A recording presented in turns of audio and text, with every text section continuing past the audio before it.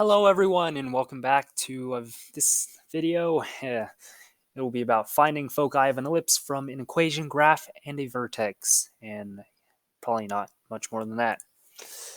Here are today's objectives, and alright, let's get into it.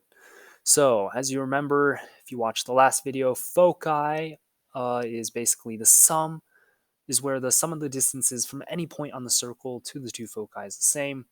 You can see it represented with this GIF right here. The string will always be the same length, and you can basically draw an ellipse with that.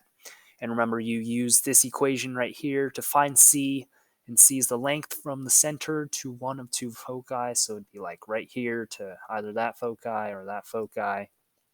And these are just foci locations.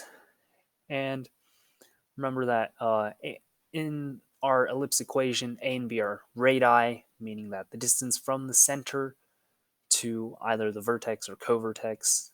And the vertex is basically the distance from the center to the longest edge of the circle, and covertex is the distance from the center to the shortest edge of the circle. All right, so we would find foci. The only thing we need to find foci, the bare minimum, is the locations of the vertexes and covertexes. So that would be 4 points, as that can give us the center and then A and B. So when we're given every vertex and covertex, meaning basically 4 points, we can use it to first locate the center. This is crucial. Always locate the center first, and then we can use it to find A and B.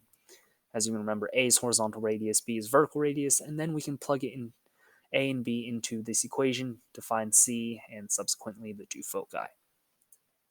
All right, and when we're given a graph, basically same thing, locate the vertexes and covertexes, and then we'll find center, and then finally we will plug in A and B into that. And when we're given an equation, which is super simple, we just find HK center and then plug in A and B. All right, so example 1, find the coordinates of both foci when given these vertices. Feel free to pause the video. All right, so basically we find the center using these points.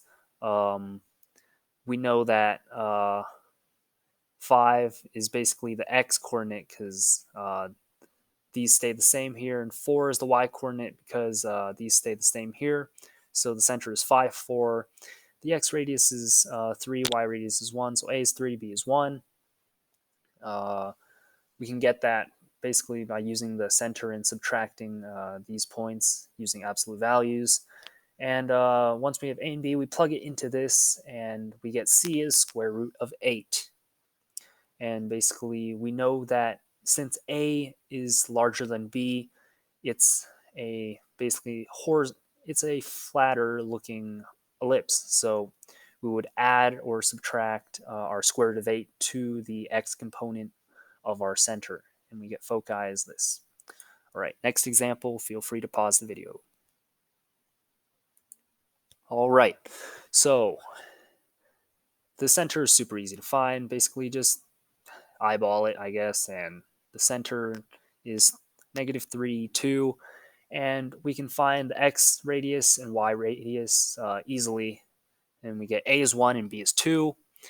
And once we get that, we plug them into the C, the C squared equation, and we get C as square root of 3. And then we would use foci, and then we would just basically find foci. And we know it's along the y-axis. All right, final one. Please pause the video. All right, as you know, using the equation, super simple. You can look over the solution yourself. And here is our recap. And thank you.